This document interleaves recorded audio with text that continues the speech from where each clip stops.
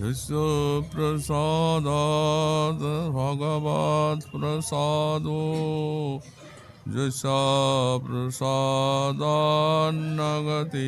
कुतोऽपि ध्यायुं स्तुवं स्तस्य यशस्त्रिसन्ध्यं वन्दे गुरो श्रीचरणारविन्दम्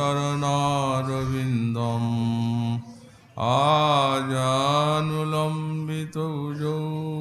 कनकावदातौ सङ्कीर्तनैकपितरौ कमलायताक्षौ विश्वाम्बरौ द्विजवरौ जुगधर्मपालौ वन्दे जगत्प्रियकरौ करुणावतारौ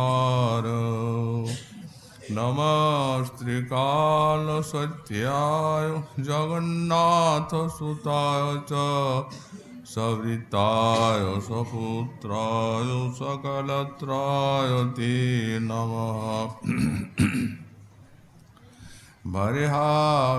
बर्हापीडाभिरामं मृगमदतिलकं कुण्डलाक्रान्तगण्डां पञ्चाक्षं कम्बुकण्ठं स्मितसुभगमुखं स्वादुरीन्नस्तवीनुम् श्यामं शान्तं त्रिभङ्गं रविकरवसनं भूषितं विजयन्त्या वन्दे वृन्दावनस्थं युवतिशतवृतं ब्रह्मगोपालवेशम् तप्तकाञ्चन गौरङ्गी राधे वृन्दावनेश्वरी वृषभानुसुते देवी तं नमामि हरिप्रिये मूकं करोति वाचालं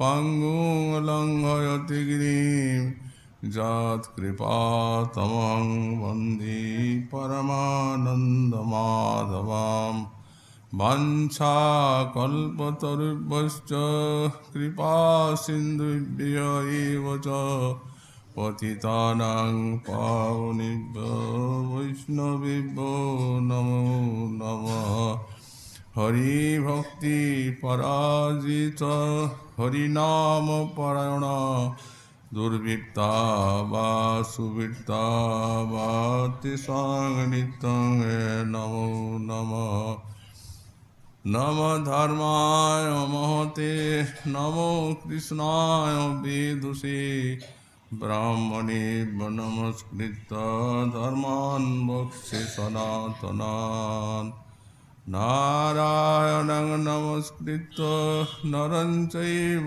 नरोत्तमं देवीं सरस्वतीं व्यासं ततो जयो मुदीरयेत् जय रूप सनातन भट्ट रघुनाथ श्रीजीव गोपाल भट्ट दास रघुनाथ ईशय गुसाईर करे चरण वंदन हईते विघ्ननाश अभीष्ट पुरन दुर्गमे पथिमेन्द्रश्च स्खलत्पादगतिर्मुहुः सकृपा जुष्टिदानेन सन्ता सन्तु बलम्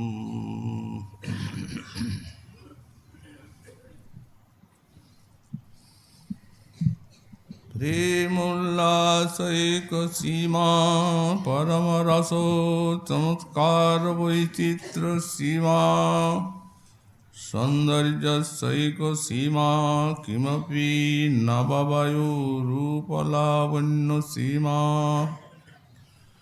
लीला माधुर्य सीमा निजजन परमोदार्य वात्सल्य सीमा साराधा सख सीमा जयति रतिकला कीली माधुर्य सीमा कलिजुग पावनावतार श्री श्री गौरांग महाप्रभु परम अंतरंग पार्षद गौड़ीय वैष्णवाचार्य बज्र পরম পূজ্যপাদ শ্রী শ্রীল প্রবোধানন্দ সরস্বতী চরণ তাঁর শ্রী শ্রী রাধারস সুধানিধি গ্রন্থে 131 সংখ্যক শ্লোকে সাধকাবেশে শ্রী শ্রী রাধারানীর কতিপয় অলৌকিক গুণাবলী স্ফূর্তি লাভ করে এই শ্লোকে সেই মহাভাবোত্থিত 9টি গুণের বর্ণনা করছেন। বলছেন শ্রী শ্রী রাধারানী প্রেম উল্লাসের একমাত্র সীমা, পরমরস চমৎকার বৈচিত্র্যের সীমা, সৌন্দর্যের একমাত্র সীমা, কোনো অনির্বচনীয় নব্য বয়স রূপ লাবণ্যের সীমা, লীলা মাধুর্যের সীমা, নিজজনের প্রতি পরম ঔদার্য এবং বাৎসল্যেরও সীমা, সুখ বা আনন্দের সীমা এবং রতিকলা কেলি মাধুর্যের সীমা। সারাধা জয়তী, সেই রাধারানী সর্বোৎকর্ষে বিরাজ করছেন। এই শ্লোকের থেকে আজকে আমাদের আলোচ্য বিষয় হচ্ছে সখ্য সীমা। শ্রী শ্রী রাধারানী সুখধারার বা আনন্দধারার পরাবধি প্রাপ্তা। এই যে সুখ বা আনন্দ, এটি হচ্ছে একটি দার্শনিক বস্তু। যত সব বেদ পুরাণাদি শ্রুতি উপনিষদ এবং নিখিল যত দর্শন শাস্ত্রের অন্বেষণীয় এবং প্রতিপাদ্য বস্তু হচ্ছে এই সুখ বা আনন্দ। সব শাস্ত্রেরই এই প্রয়াস যে মানবের আকাঙ্ক্ষণীয় বা অন্বেষণীয় যে সুখ, সেটি কোথায় এবং কি উপায়ে জীব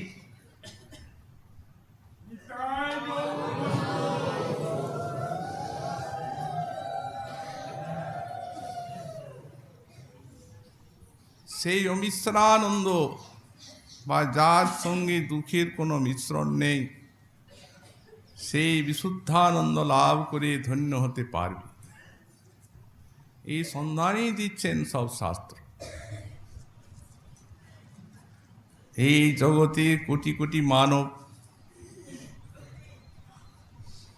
কৃষ্ণ বহির্মুখ হয়ে মায়ামুগ্ধ মানব আমরা এই যে সুখ বা আনন্দ, এই প্রকৃত আনন্দের লক্ষ্য হারা হয়ে পড়েছে। মহাজন বললেন, কোথায় সুখের সূত্র তা খুঁজিয়া না পায়, তাই কামনা কণ্টক বনে তারা ভ্রমিয়া বেড়ায়। সুখের সূত্রটি যে কোথায়, প্রকৃত আনন্দ যা আমাদের শাশ্বত আনন্দের রাজ্যে প্রতিষ্ঠিত করবে, সেই আনন্দের লক্ষ্যহারা আমরা এই বিশ্বে এসে মায়ামুগ্ধ অবস্থায় এই কামনা কণ্টক বনে ভ্রমণ করে বেড়াচ্ছি। সেই কামনা কণ্টকের ঘাত প্রতিঘাতে দেহ মন প্রাণ সব জর্জরিত, কিন্তু প্রকৃত মিশ্রানন্দ বা বিশুদ্ধানন্দ কোথায়, তার অন্বেষণের প্রবৃত্তি জাগছে না মাদিস জীবের হৃদয়ে। জাগবে কি করে? মায়া সেই শক্তিটি রাখেনি। এই যে কৃষ্ণ বহির্মুখ মায়ামুগ্ধ জীব, সেই বিশ্বে সে জড়ীয় বিষয়ানন্দ ভোগ করছে, তারই পরিণাম এটা। শ্রী ভগবান অর্জুনের প্রতি বললেন, এই বিষয়ভোগের পরিণতি কি? বিষয় চিন্তা, বিষয় ধ্যান, এই জড়ীয় শব্দ স্পর্শ রূপ রস গন্ধ। ধ্যায়তু বিষয়ান পুংস সঙ্গাস্তে সুপজায়তে সঙ্গাৎ সঞ্জায়তে কাম কামাৎ ক্রোধ ভিজায়তে ক্রোধাৎ ভবতি সম্মোহ সম্মোহাৎ স্মৃতি বিভ্রম আর স্মৃতিভ্রংসাৎ বুদ্ধিনাশো বুদ্ধিনাশাৎ প্রণশ্যতি। মানস জীবের যে সংসার কূপে পতিত অবস্থা, এই অবস্থার ক্রমটি ভগবান শ্রীমুখে বলে দিচ্ছেন। এই যে কোটি কোটি মানুষ জগতে আমরা এই সংসার দুঃখ ভোগ করে বেড়াচ্ছি অনাদিকাল থেকে, এর মৌলিক কারণ হচ্ছে বিষয় চিন্তা। এই প্রাকৃত জগতে শব্দ স্পর্শ রূপ রস গন্ধের আকর্ষণ, এই চিন্তার দ্বারা এই বিষয়ে আসক্তি জেগেছে। সংগাস্তে সুপজায়তে সংগাৎ সঞ্জায়তে কাম, সে আসক্তির থেকে এই বিষয় ভোগ করা স্পৃহা জেগেছে,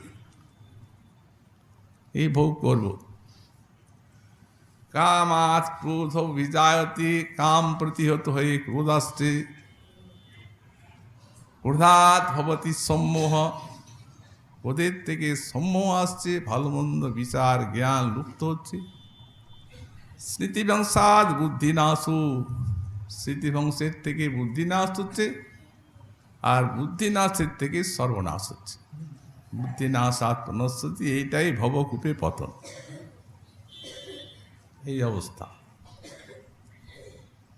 তো তারা সেই অভীষ্ট আনন্দ যা শ্রুতি শাস্ত্র সে উপদেশ দিচ্ছেন, তা বুঝবে কি করে, জানবে কি করে?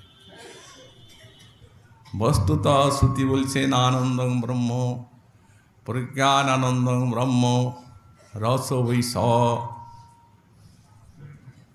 সর্বেষাং ভূতানাং মধু।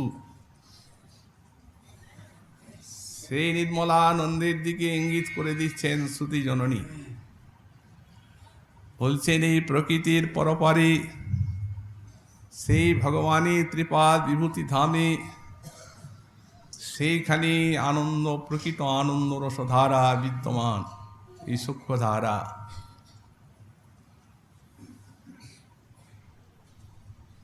সেখানে নিত্য আনন্দলীলা চলছে, তার সমুদ্রের মতো তরঙ্গরাজি উদ্বেলিত হচ্ছে সেখানে নিত্য নবীন।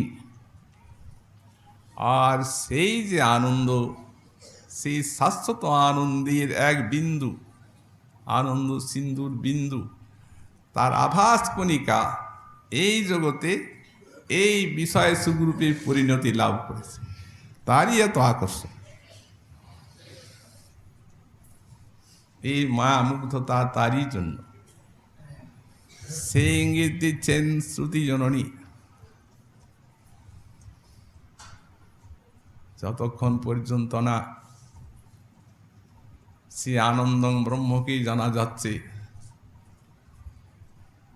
প্রত্যক্ষ তার উপাসনা হচ্ছে, ততক্ষণ সে বস্তু লাভের কোনো উপায় নেই।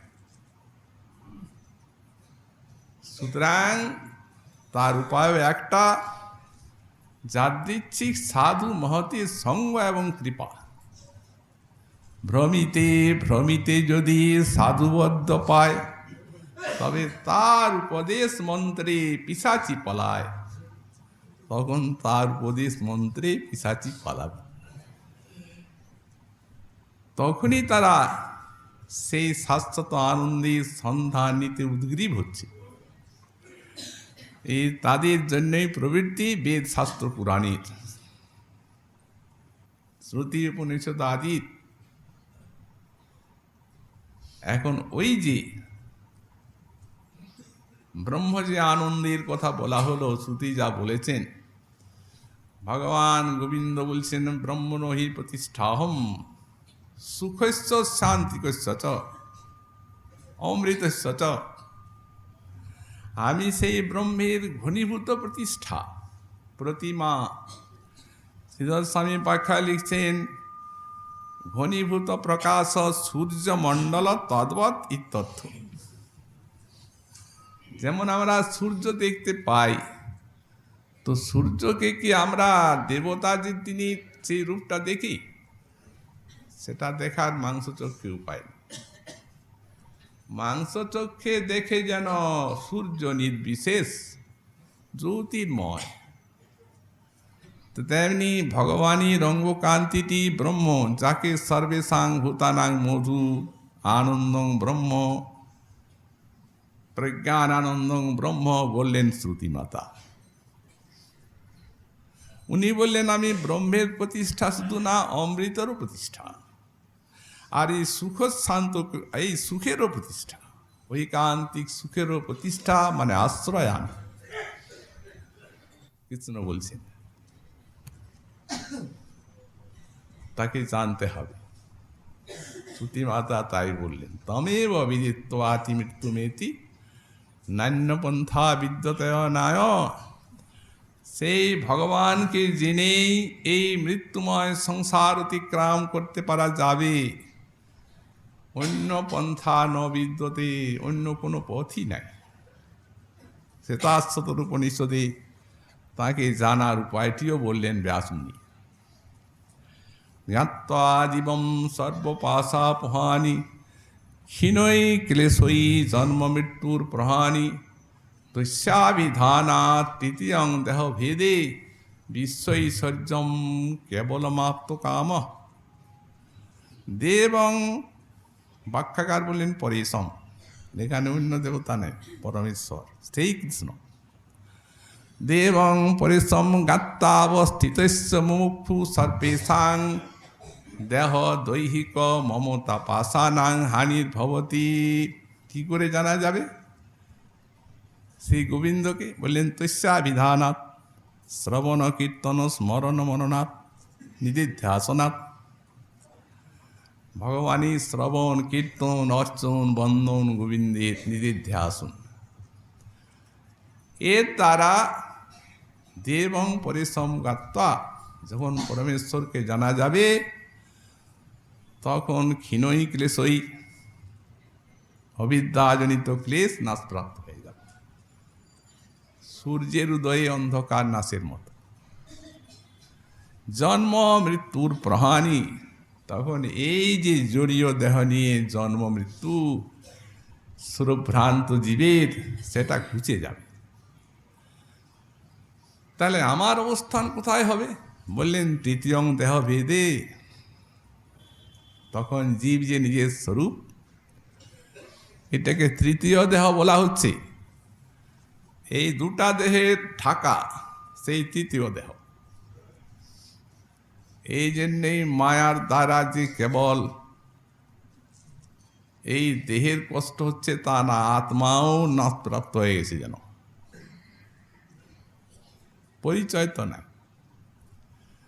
কোথায় আবর্জনার মধ্যে পড়ে আছে, দেহেরই স্ফূর্তি হচ্ছে। যতই শোনা যাক খালি দেহই আমি, দুটো ঢাকনা, একটা স্থূল দেহ একটা সূক্ষ্ম দেহ। তখন ওগুলো নাশপ্রাপ্ত হয়ে যাবে, মঞ্জরি স্বরূপ জেগে উঠবে। গৌড়ীয় বৈষ্ণবীর তৃতীয় দেহবিদ। আর যাদের দাস্য শিক্ষা যে রসের উপাসনা, তাদেরও সেই সিদ্ধ স্বরূপ জাগবে। তখন বিশ্বৈশ্বর্যম কেবলমাপ্ত কাম, তখন বিরাট বিভু সেই আনন্দী সংবাদ পেয়ে তিনি চিরতরে ধন্য হয়ে যাবেন। সেই যে পরানন্দ, চিন্ময়ানন্দ, বিশুদ্ধ আনন্দ, আনন্দ আর আনন্দ, এটি হচ্ছে জীবের যথার্থ জয়লাভ, এইটি হচ্ছে তার সারাজ্য লাভ। জীব, শ্রুতি যে বলে অমৃতস্য পুত্রা, তুমি অমৃতের সন্তান, এই জগতে এতে তো কষ্ট পাচ্ছ কেন? তখন অমৃতের সন্তান নিজের স্বরূপ জেনে অনন্ত অমৃতত্ব লাভের অধিকারী হতে পারে। তো এই যে গোবিন্দ, তার উপাসনার কথা বলা হলো, তাকে বলা হলো রসবৈষ আনন্দ ব্রহ্ম। এটি আবার দু প্রকার। এখন রাধারানীকে জানতে গেলে এই দুদিক দিয়ে জানতে হবে। এখানে যে গোস্বামীপাদ বলেন উনি সুখের সীমা, সহজ কথা তো নয়। সীমা মানে পরাবধি, তার থেকে আর সুখ বা আনন্দ কিছু নাই, এই তো বলতে চাচ্ছেন। তা এখন এই রসকে ব্যাখ্যা করছেন ব্যাখ্যাকারগণ, আচার্যপাদগণ। রস্যতে আস্বাদ্যতে ইতি রস,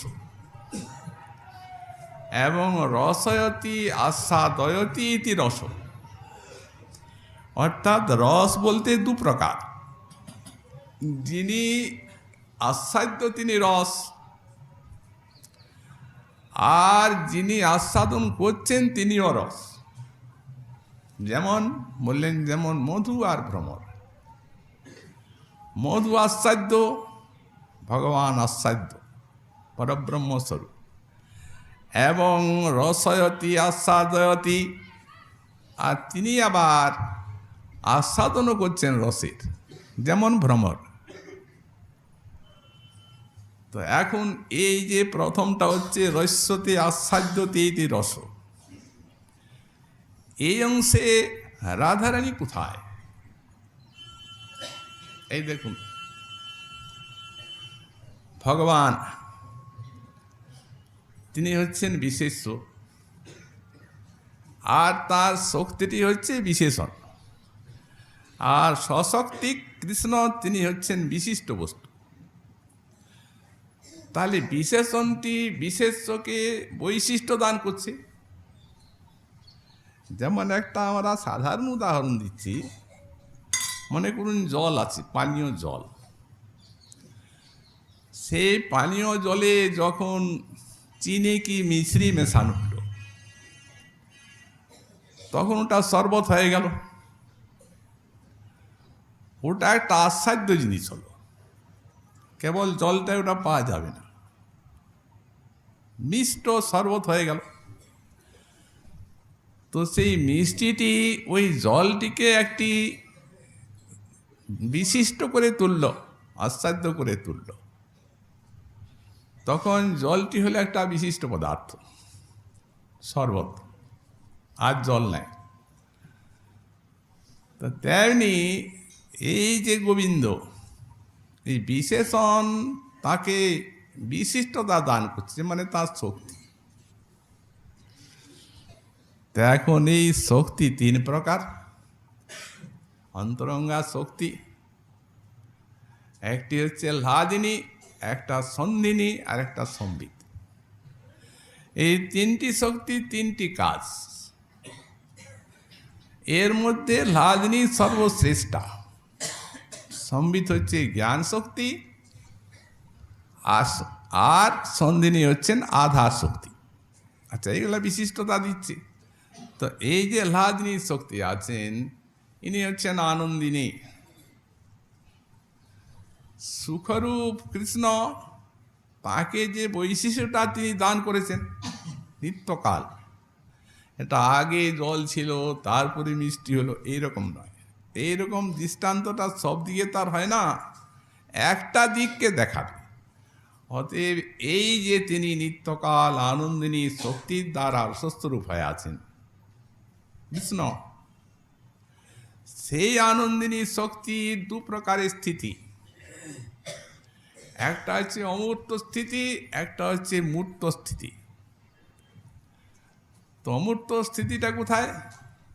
ওই যে ভিতরে যিনি শক্তিরূপে আছেন, ওর কোনো মূর্তি নাই, ওইটা আনন্দিনী শক্তিরূপে আছে।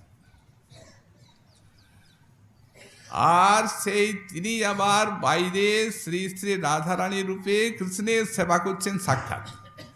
তো এই যে বাইরে মূর্ত রূপে আছেন, ইনি হচ্ছেন সেই অমূর্ত লাদিনী শক্তির অধিষ্ঠাত্রী দেবী, এই রাধারানী।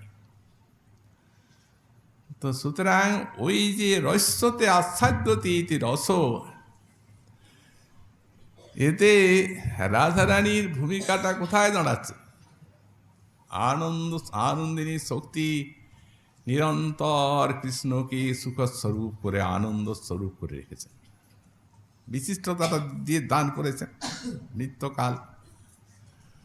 সুতরাং তাতেই এই রস্যতে আচ্ছাদ্যতে ইতি রস, তাতেই রাধারানীতে হচ্ছে চরম সীমা।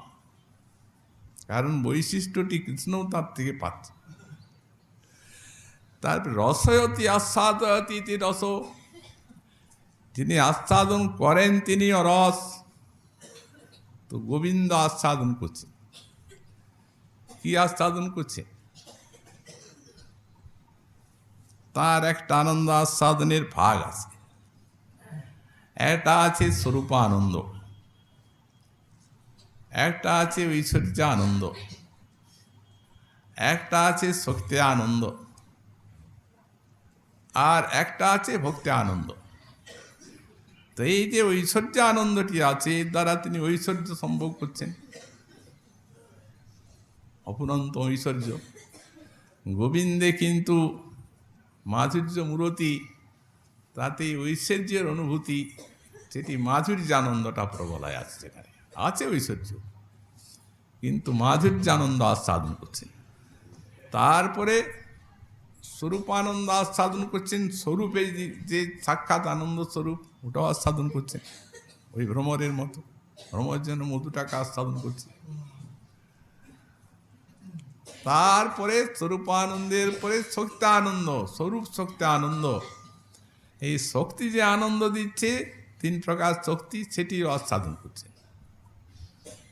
তারপরে একটা আছে ভক্তি আনন্দ। এই সব আস্বাদনগুলি রাধারানী দিচ্ছেন গোবিন্দকে, তার দ্বারা এই রসগুলি আস্বাদন করছেন। সেই অমূর্ত বৃত্তিরূপে জীবের ভিতরে যাচ্ছেন। এর থেকে কিন্তু ভক্তি আনন্দটি সবার থেকে বেশি বলেছেন গোস্বামীপাদ। এটাই বৈশিষ্ট্য। না মাত্মা নমা শাসে মধভক্তই সাধু বিদ্বিনা। এই জন্যই এই কথা, আমার সাধু ভক্তকে যতখানি চাই, আত্মাকে চাই না। মানে ওই স্বরূপানন্দ উপেক্ষিত, ঐশ্বর্যানন্দ উপেক্ষিত হলো, এলো কি ভক্তি আনন্দ। মদ ভক্তই সাধু বিদ্বিনা শ্রেয়ঞ্চাত্যন্তি কিং ব্রহ্মণ যে সাঙ্গতিরহং পরা। সেই ভক্ত বলতে এই আমার মতো এই মালা তিলকধারী কপট ভক্ত নয়। যে সাঙ্গতি অহং পরা, যাদের আমি একমাত্র গতি, সেই সকল ভক্তকে আমি যতখানি চাই। ওটা প্রেম না এলে হয় না। অতএব সেইখানে যে আস্বাদনটা করছেন প্রেমের, ওটা রাধারানীরই কৃপা। আনন্দিনী শক্তি অমূর্ত যিনি আছেন, তিনি সম্বিতের সঙ্গে মিলিত হয়ে আসছেন দৈবাধারী। কেউ কেউ বলেন জীবে নিত্যই প্রেম আছে, তবে সেটা আবৃত আছে ভজন সাধনের দ্বারা, সেইটাই উন্মুক্ত হয়। কারণ বলা আছে নিত্য সিদ্ধ কৃষ্ণ প্রেম সাধ্য কবু নয়। তো নিত্য সিদ্ধ যখন তখন আছেই। আমাদের গোস্বামী পাদগণ বললেন এক বিন্দু যদি থাকে প্রেম, সে লাদিনী শক্তির বৃত্তি, তাহলে সূর্যের আলোকে যেন অন্ধকারে ঢাকাবার কোনো সামর্থ্য নেই, তেমনি মায়া তাকে আবৃত করতে পারে না, কেউ পারবে না আবৃত করতে। সব প্রকার জিনিস তো সূর্যের মতো।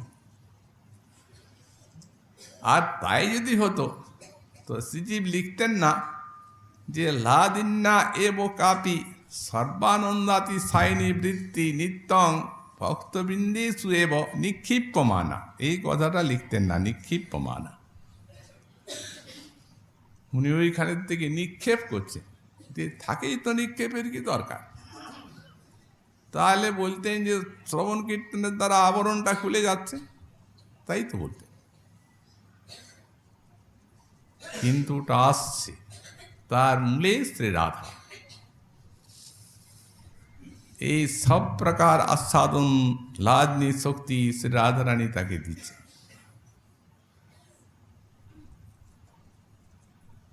এবং সাক্ষাৎ স্বরূপে তার সেবা করে আর শৃঙ্গার সমাধি আস্বাদন করাচ্ছেন। সে ঠিক হলো, তাকে দিচ্ছেন, কৃষ্ণ আস্বাদন করলেন। কিন্তু আস্বাদয়তি য সোপি রস, যিনি আস্বাদন করেন তিনি রস।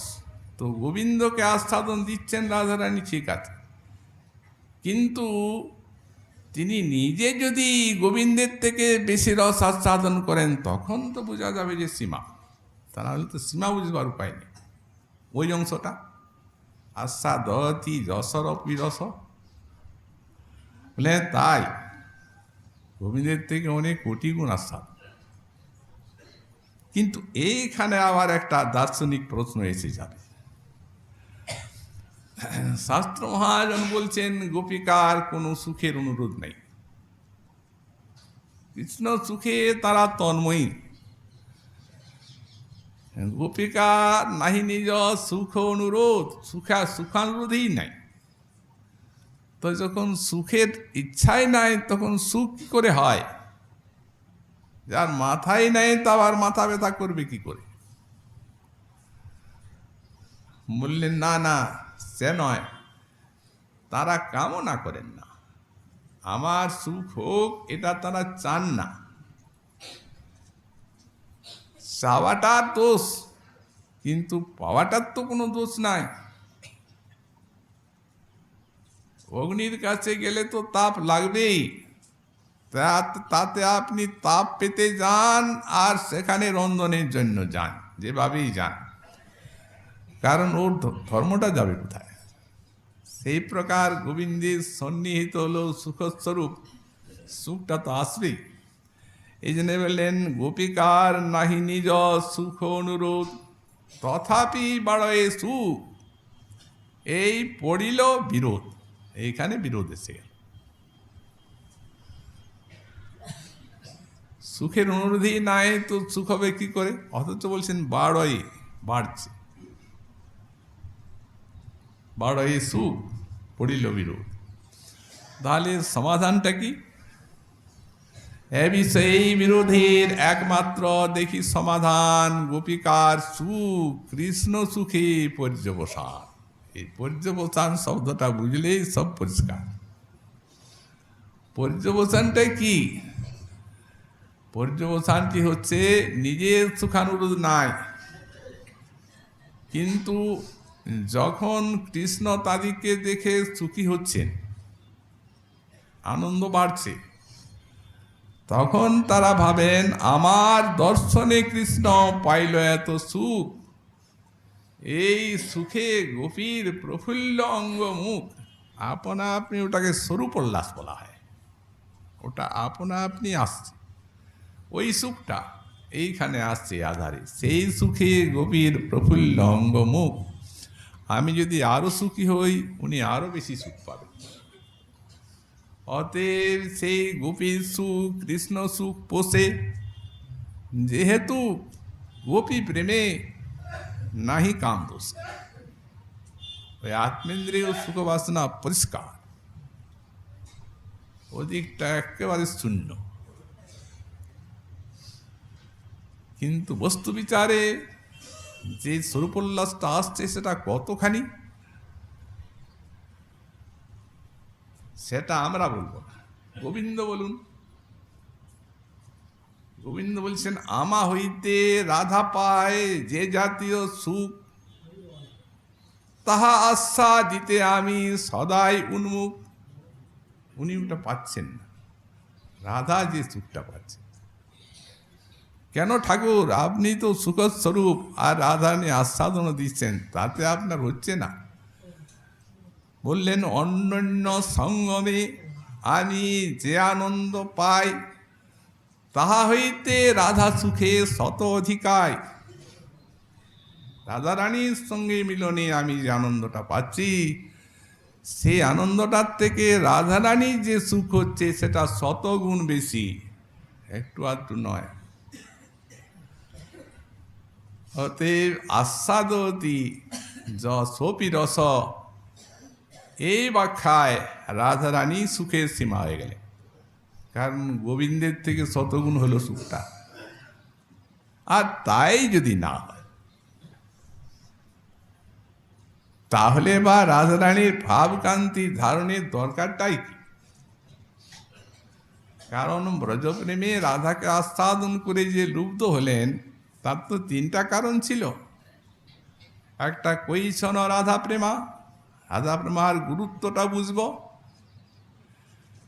কৈশন মোর মধুরিমা, এবং রাধা প্রেমের কাছে আমার মাধুর্যই বা কি প্রকার সেটি বুঝব। আর কৈশন ভাবে তিহ ভোর, তার সুখটা কি প্রকার সেটা বুঝব। এটাই 3য় বাসনা। রাধায়া প্রণমহিমা কিদৃশু বা নৈবাস্যাদ্য জেনাদ্ভূত মধুরিমা কিদৃশ বা মদীয় সক্ষণ চাস্যা মদনুভবত কিদৃশং বা। এই যে সক্ষ এখানে, ওখানেও সক্ষ। সক্ষণ চৈস্যা মদ অনুভবত কিদৃশং, রাধারানী আমাকে অনুভব করে কি জাতীয় কিরূপ সুখ পান। এই 3 বাঞ্ছা, 3টি লোক। লোভ জাগলো, আস্বাদন করলেন, রাধারানীর ভাবকান্তি নিলেন, নিয়ে আস্বাদন করলেন সেই সুখ। তো কি সুখ আস্বাদন করলেন? কেবলই তো কানতেই লাগলেন, এই তো সুখ আস্বাদন করলেন। গম্ভীরা লীলায় তো সেই সুখের প্রবল আস্বাদন চলল। বললেন, হ্যাঁ, ওইটাই রাধারানীর মাদনাক্ষ আর মোহনাক্ষ ভাব। ওখানে সুখস্বরূপ এবং সুখের আস্বাদক যে রাধা পরাকাষ্ঠা, সেই পরাকাষ্ঠার ওইখানেই পরাকাষ্ঠার সীমা চরম ভূমি। এই জন্য মহাজন বললেন 2টো রস আছে। একবার তো বললেন, এই বিনা বিপ্রলম্বেন সম্ভোগ পুষ্টিমশ্নুতে কষাইতে হি বস্ত্রাদৌ ভূয়ান রাগ বিবর্ধতে। বললেন, বিরহটি হচ্ছে সম্ভোগের পুষ্টিকারক। যেমন কোনো বস্ত্রকে রঞ্জিত করতে গেলে সেটা একটি ভালো রূপে খারাদি সংযোগে ধৌত করে নিতে হয়, তাহলে রংটা লাগে। সেই প্রকার বিরহের দ্বারা যদি চিত্তটি অতিশয় রূপে বিধৌত হয়, তাহলে মিলনের সুখটা অনেক বেশি হয়। তাহলে বিরহ হচ্ছে মিলনের পুষ্টিকারক। বললেন, পুষ্টিকারকই নয়, একটা আলাদা রস, একটা সম্ভোগ আর একটা বিরহ। ব্যাখ্যাকার লিখছেন, সম্ভোগের থেকে 100 সহস্র গুণে বেশি এটা। কারণ রস আস্বাদন কিসে হয়? স্থায়ী ভাব যে মধুরারতি, সেই মধুরারতি বিভাব অনুভব সাত্ত্বিক সঞ্চারের দ্বারা পুষ্ট হয়ে তো রস হবে। তো সেখানে এই যে অনুভব সাত্ত্বিকাদি সঞ্চারীগুলি, রসের যেগুলো উপকরণ, এই বিরহে এত সমুদ্রের মতো উচ্ছ্বসিত হয় যে সম্ভোগ আনন্দের থেকে বিরহটি যেন সম্ভোগ পুঞ্জময়, এইরকম ব্যাখ্যা আছে। পুঞ্জ পুঞ্জ সম্ভোগ, এই বিরহ আরস আনন্দটা। এই জন্যই তো ব্রজবালার প্রেমে এত বিরহ, রাধারানীর প্রেমে মোহনাক্ষ ভাব, দিব্যোন্মাদ। যখন উদ্ধব মহাশয়ের মতো সম্বিতের মূর্তি মনীষী, কৃষ্ণের এত বড় প্রিয় ভক্ত, যখন ওই উত্তাল তরঙ্গগুলা দেখলেন, ভাবলেন না না না, এটা বাহ্যিক বিরহ। কারণ কৃষ্ণ যদি প্রেমের বশীভূত হন, এটা যদি শাস্ত্রের কথা এবং মহাজনের যদি অনুভবের বাণী হয়, তাহলে কৃষ্ণ এদিকে ছাড়তে পারেন না কখনো, অসম্ভব। এই প্রেম যেখানে, ছাড়বেন কি করে? অতএব তিনি এদের অন্তরে বাহিরে স্ফুরিত হচ্ছেন আমি জানলাম। তা না হলে একটা ভ্রমর কীট, তাকে উনি কৃষ্ণের দূত বলেন, আর কত কত কথা। অতএব বললেন আপনাদের বিরহ হতেই পারে না, যেখানে এত বড় প্রেম সেখানে বিরহ হয় না। তবে এত কাঁদছি কৃষ্ণের জন্য, এটা বাহ্যিক বিরহ। এটা তাহলে কেন কষ্টটা হচ্ছে? মানে কষ্ট নয়, আপনারা সুখের পরাকার সাথে আছেন। এই আমাদের মতো ব্যক্তি, যেমন আমি এবং যারা পরে আপনাদের এই প্রেম শ্রবণ কীর্তন ইত্যাদি করবেন, তারা এটি কৃষ্ণের এই বিরহটা, বাহ্য বিরহ দেওয়া এই আমার মতো ব্যক্তিকে কৃতার্থ ধন্য করার জন্য। কেন বললেন? যেহেতু আপনাদের এই বিরহ না হলে কৃষ্ণ আমায় এখানে পাঠাতেন না। আর আমি যদি আপনাদের শ্রীচরণ সান্নিধ্য লাভ না করতাম, তাহলে এই যে আমার জীবনে একটা অভূতপূর্ব অনুভূতি, এ আমার চির জ্ঞাতেই থেকে যেত। মথুরায় থেকে কি করে হবে? অতএব আমার মতো ব্যক্তিকে কৃতার্থ করার জন্য এই বাহ্য বিরহটি আপনাদের প্রকাশিত হয়েছে। এটা আসলে মিলনের চরম ভূমি।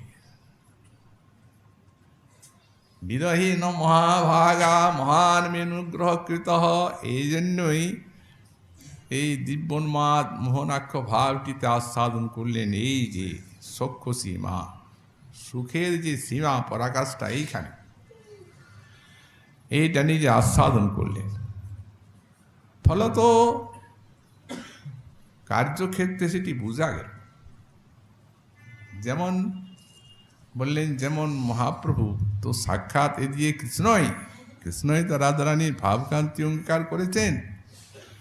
তো এই যে এই বিরহ জ্বালা, এটি একটি কোটি কোটি সিন্ধুর মতো বিশাল এবং বিপুল রস, এই বিরহ রস। তো সমুদ্রের দু প্রকার ধর্ম আছে, দেখবেন, একটা হচ্ছে আকর্ষণ আর একটা হচ্ছে বিকর্ষণ। একটা হচ্ছে টানা আর একটা হচ্ছে ঠেলে দেওয়া। যখন সমুদ্রের আকর্ষণ ধর্মটা প্রকাশ পায়, তখন সেই ধর্মটা যদি পায় তো ওকুলে ভাসিয়ে দেবে, তাতে যাকে পায়। আর যদি বিকর্ষণ ধর্মটা থাকে, তখন একটা নয়া পয়সা দিলে ফেলে দিবে, বাইরে নিবে না ও। তো তেমনি এই প্রেমেরও আকর্ষণ বিকর্ষণ ধর্ম আছে। মহাপ্রভুতে এই রাধারানীর এই বিরহ প্রেমের আকর্ষণ বিকর্ষণ ধর্মটা এমনভাবে প্রকাশিত হলো, যার জন্য তাতে কুর্মাকৃতি অনুভব এলো এবং অস্থিসন্ধি বিয়োগ। এগুলো তো রাধারানীতে হয় না, কারণ ও আধারটা অনেক উচ্চকোটির।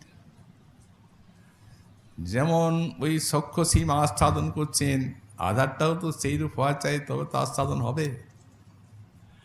উনি বললেন, যে কৃষ্ণ বিরহ জ্বালা আমি ভোগ করছি, তার ধূমকণিকা যদি একটু আমার নিঃশ্বাসে কিংবা বাক্যে বেরিয়ে যায়, তো অনন্ত কোটি ব্রহ্মাণ্ড পুড়ে তৎক্ষণাৎ ছাই হয়ে যাবে। তাহলে কিভাবে আমি আটক করে রেখেছি ওটাকে? ললিতা বিশাখাকে বললেন, আধারটা সেই রকম, এটা তো কৃষ্ণের আধার না, এটা বিষয় তত্ত্ব। ওই প্রেমের রাধারানী আশ্রয়, ইনি বিষয়, এখন বিষয় হয়ে আশ্রয় তত্ত্ব হতে চেয়েছেন, এই জন্য ধাক্কা। এগুলি প্রত্যক্ষ রূপে দেখা গেল। এই তার দ্বারাই বোঝা গেল যে এই বিরহে সুখের কতখানি চরমতা, আস্বাদনে আনন্দময় বিগ্রহ। তো সুতরাং ওই যে অস্থিসন্ধি বিয়োগ হলো, ওটা কীরকম? আর এই যে কুর্মাকৃতি অনুভব হলো, সেইটাই বা কীরকম? রাধারানী সেই বিরহ প্রেমে যখন আকর্ষণ ধর্মটা প্রকাশ পেল, তখন সচ্চিদানন্দময় দেহ তো গোবিন্দের, সেই প্রেম উষ্মাতে দেহটা নরম হয়ে গেল, অস্থিগুলা নরম হয়ে গেল, গলে গেল। গলে কুর্মের মতো এগুলি সংকুচিত হয়ে এমনি করে পড়ে থাকেন নাই। এগুলি কুর্ম কচ্ছপের যেমন কুঁকড়ে যায়, তেমনি এগুলি কুঁকড়ে এইখানে, এই হাতটা, এটাও তাই, চরণও তাই, ঘাড়ও তাই। মহাপ্রভুতে দেখা গেল অস্থিসন্ধি বিয়োগটাও তাই।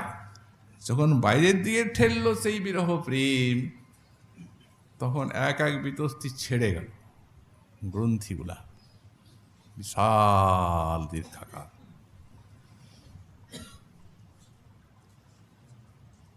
এতে শ্রী রাধারানীর প্রেমের পরাক্রম জানায়।